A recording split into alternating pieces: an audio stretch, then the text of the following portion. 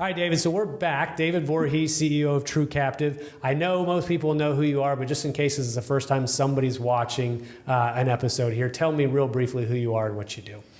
CEO of True Captive, David Voorhees, as you mentioned. Happy to be here. I run one of the fastest growing captives in the country, and it's a medical stop loss captive where we're looking at offering custom-built programs to companies that are looking to take back control over their healthcare programs and are wanting to really deliver a better experience to their employee base and deliver savings to the ownership and the company. Well, one thing I think you guys do really well, and I applaud you for this, is you've done a really good job of sort of branding and positioning. We were talking about is it Caduceus, as you say, and kind of the integration of the colors, but even the events like this. So we're here in St. Louis today at Busch Stadium. We just got wrapped up with your third installment of the Future of Benefits in Business. So talk to me kind of the marketing element, right? It's one thing to have a really good product. It's another thing to actually do a good job of positioning it in the marketplace, which I think you've done. So tell me some of the origins of their marketing approach to what you're doing and how you get out there and tell this story effectively to the market. Well, I wish I had this really transformative, impactful answer. And a lot of credit I've got to give to Tanya Crawford, who runs our marketing and customer.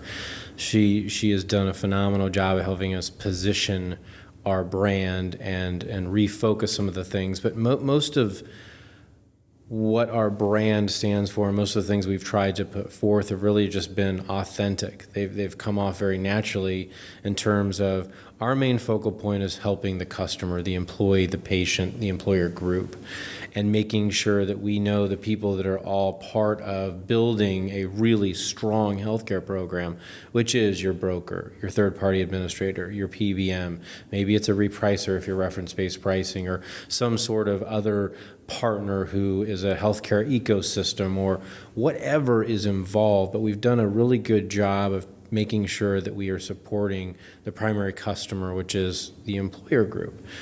And in doing so, just talking about the things that are important, having run HR for 2 decades, people are it. Mm-hmm. And if you focus on people, more often than not, you succeed. Where typical companies or policies or practices or procedures often fail is when you forget the whole point or method of what you're doing. And so we've just never taken a step away from that, and our true north has always been our people. So it's and that's something you stayed very consistent about. I think you and I sat down probably 4 or 5 times at this point. You're very consistent about emphasizing that the employer, the people that make up that employer are the most important people. And so when you make decisions or you make a business decision about the risk itself or anything that you introduce into that fold, you're always still thinking about the impact of the member itself. Because at the end of the day, somebody's consuming this healthcare based on the way that we've arranged it. Does that positively or negatively impact that member's experience? Right. I appreciate that very much about you. So you had a statistic here. I want to make sure I get it correctly. One of your slides said that 87% of employers believe healthcare increases are unsustainable. I presume to our audience that's not going to be a surprise, but it's pretty interesting seeing it quantified. I mean, that's near unanimous as I think you can get in our industry. So as some of the motivation behind True Captive is we just know that on this current trajectory, there's no way we'll be able to sustain this as a country, and you want to be part of helping to fix that? Absolutely. I think they call that statistically relevant. Yes. Thank you to one of my math teachers some point along the line. So yes, so healthcare will never go away. The practicing of medicine will always be here. Being a payer will always be here. That transaction of healthcare, as much as I don't want to dehumanize it, there is an operational aspect of the healthcare industry. And so what has happened is we've largely just put it on autopilot. And it's the one thing that people just go ahead and put their head in the sand and say, we're okay with this unsustainable trajectory. Nobody likes it. I mean, go on LinkedIn, go on anywhere. People are just talking about how unhappy they are. I mean, even brokers talk about how unhappy they are. Mm-hmm. So it's one of those areas where we say, look, if you change the viewpoint just slightly, think about when you're at the optometrist, you know, they flicker through those different lenses. Imagine what we're doing is a very similar component. It's like, is this better with number 1 or number 2? How about A or B? I can listen. Yeah. Dr. Norris is my optometrist since I was a child, and I can just hear his voice. So we're just looking through a slightly different lens to say, if you change this portion just ever so slightly, we could create efficiency. And everyone in the industry still plays a critical role. I think that's another important part of our message is it's not to villainize other people that are doing this, even our competitors, the other captives. It's not to villainize what they're doing. It's simply to say, okay, if we tweak a little bit about what we're doing, not only do we continue to run successful, profitable businesses, but more importantly, at the root, we're delivering better services to the people, i.e. our customers. So it's not giving people things. Businesses need money to run. It's not asking you to change or fundamentally impact what you're doing as a core function. It's think about the direction of your organization or think about your purpose. Joel Goldberg today talked about purpose. Think about your purpose and then try to drive and align all of your operational processes towards that purpose. The emphasis of today, I think if there was a theme that I picked up is the focus on the employer, right? We had an employer panel. We had a lot of customer testimonials. I think Adam obviously was pretty excited about being able to share, have his clients share that testimonial. But it seems like it was almost, one lady professed that she was somewhat embarrassed about how much they were able to save. It's like, it's an interesting perspective, right? You save $1 million over the course of the year and you're embarrassed about it, but it's because it's like, why didn't we do this before? Or how did we miss this? Or why weren't these ideas introduced us to before? So is there still an element of either mistrust or providing some reassurance to people that these solutions will work? And it's not like it's just for these 1,000 life employers. It can work in a 50 life employer. Is there still a lot of messaging that has to be done to tell that story effectively? Fear drives nearly everything we do, which if you think about for a moment is a little scary. The people who are in the position to organize and distribute healthcare, the broker, a lot of them haven't been given somebody to help educate them on some of these new opportunities or these new options. And so they're afraid that the consumer or the group will respond negatively if they don't have the answer to that.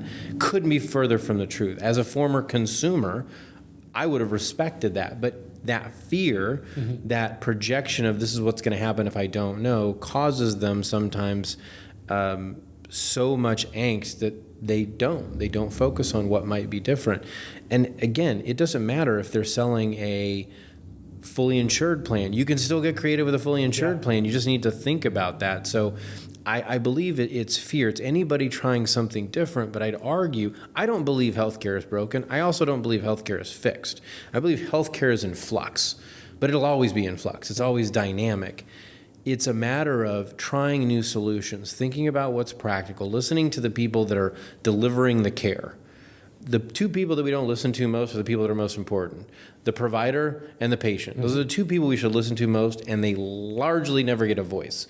So how can we deliver a better substance quality product that would deliver on that? And so I think people just back away because it's really uncomfortable not to know or be perceived as an expert. Well, and I think one of the things that you did a really good job of is positioning that it doesn't have to go all the way in year one. I think there's this mistake that people make that's like, well, my consultant introduced to me all these really interesting self-funded solutions, and we start getting ourselves around to the idea, and then we're going to go RBP and independent TPA and PBM and all these parts, and then all of a sudden they go, that's too much, and then they panic and stay fully insured for another year because it's easy to do. You emphasize that, there's multiple iterations, if not infinite iterations between those two ends. It's okay to meet that employer in year one and year two, wherever they are. Like you said, you can get creative with a fully insured plan if you need to. There's no one size fits all solution that's best for everybody, and just understanding that just because it worked with one employer here doesn't mean the next employer is going to have the same sensibilities. So I appreciate you kind of cautioning the approach to just go all the way all the time, because some agents like to tout their disruptive nature, and I think sometimes that does a disservice to the employer as well. May I ask, the decision to take risk, I think is very, very interesting for you guys. And you guys, like you said, take risk on every single group that comes into the captive. So walk me through the kind of the math of that, the underwriting of that, but two, the decision to go ahead and have some skin in the game with each employer. We largely are in a risk business. I mean, that's what we're doing. Health insurance is monetizing and focusing on risk, which is your product. So when we looked at this and we looked at aligning with other employer groups, It was, if we're going to do this together, if we're going to ask you to commit to doing X, so whatever that may be, let's say it's something as simple as carving out your pharmacy, which really is very basic. There's other decisions that go into who you're trusting that to, but let's just say carving out pharmacy. Then if you aren't sure, because boy, this is a new thing you're sending to me, what is going to make them feel better? Someone that just says, trust me, or someone that says, look, we're gonna take risk with you. Mm-hmm. And if it works, we'll do well together. If it doesn't, we're there with you. It just makes it easier. I liken it to this. So I coach my son's 5-year-old basketball team. Our first year together, we lost one game and won the championship. It was really, really fun. I remember coaching the first game going, oh boy, what did I get myself into? But by the end, we were humming. We were great. So new season starts Saturday. My starting 5 is largely kids that were on our last team, and we have a brand new 5 that had never played. And the stark difference was, right in front of me. But what I did was I brought all 4 that were there. We have a 5th that didn't make the game, but I took all 4 in, and we just walked the court together in the middle of the game. In the middle of the game, we're walking the court together, we're making mistakes, being silly, having fun. But by the end of the game, the kids weren't nervous, they weren't scared, they were having a good time, they had smiles on their face. So I tell that to say is, if I wouldn't have got out on the court with them, if I wouldn't have walked the motions and shown them, like, hey, we're not going to get hurt, this isn't scary, our parents are yelling at us because they're happy for us, they're cheering for us to do things, I don't believe that by the end of the game they would have felt comfortable with that. So human nature is just, if I'm being asked to do something new and different, how can that be easier on me? It's with somebody else who's willing to walk with me in doing that. Yeah. Brilliant analogy. I'm going right along with you because obviously I'm coaching U5 soccer too, and we've got some new girls. The first couple games are all nervous, and then afterwards, one of our newest girls is hugging me after the game because she had so much fun. So cool. I'm right there with you, man. It's so much fun to do. Kind of last thing, let's pivot real quick. The selection of venues. I know you obviously select these venues in these cities somewhat around the sporting element, right? So we're here at Busch Stadium, or we're obviously for the event, home of the St. Louis Cardinals, catching a baseball game tonight.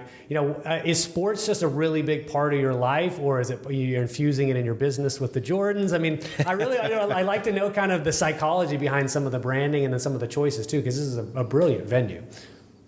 So I'm selfish about this. I love sports, and so we've planned these around different sports. If you think about, go back to when Rudy Gobert, Utah Jazz Center, when they called that game in the middle of COVID and canceled COVID, that is when in the U.S. the world stopped. We lost sports. And if you watched us just retract from life because we didn't have anything to watch, it's one of those things that people can just get invested in.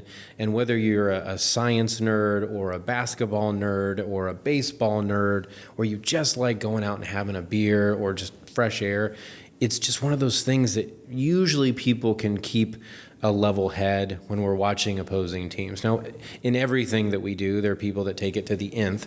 But if you think about sports, the competitiveness, learning that, number one, if you have fun, it's such a great way to learn math.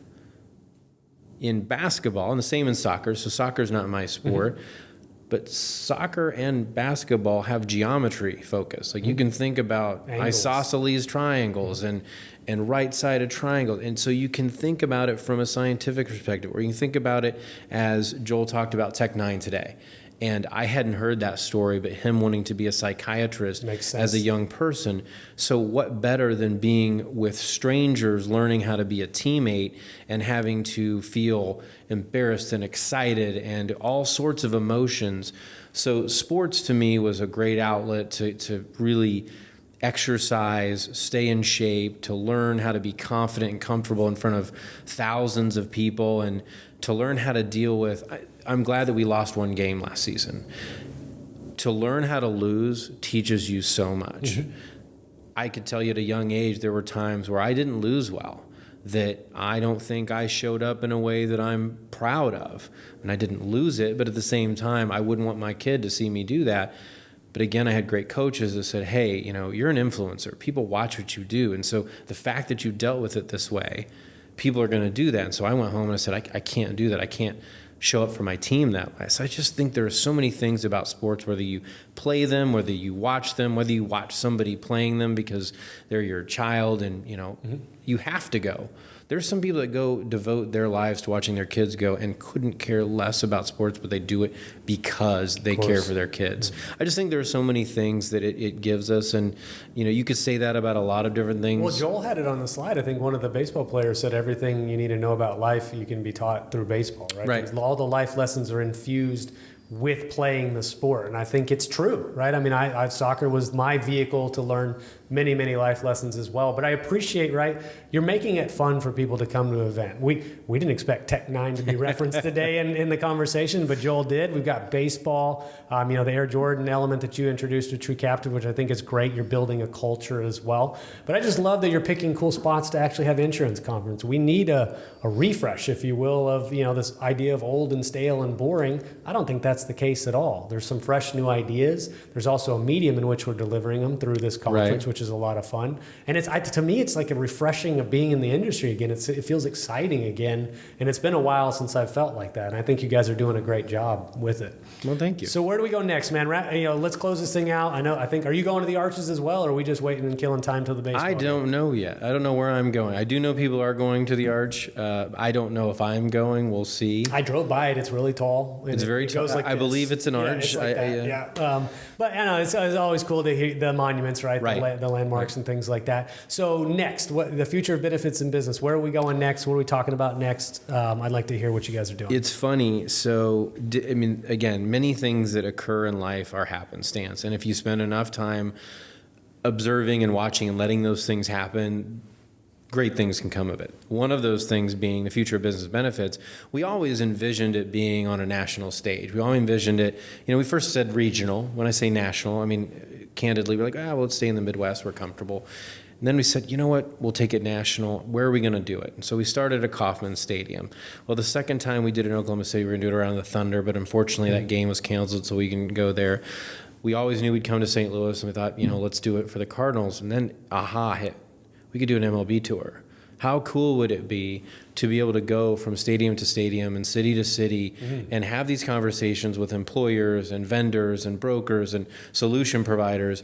So I believe our next location will likely be the Braves in Atlanta, Georgia. Okay. So that's the penciled in next one.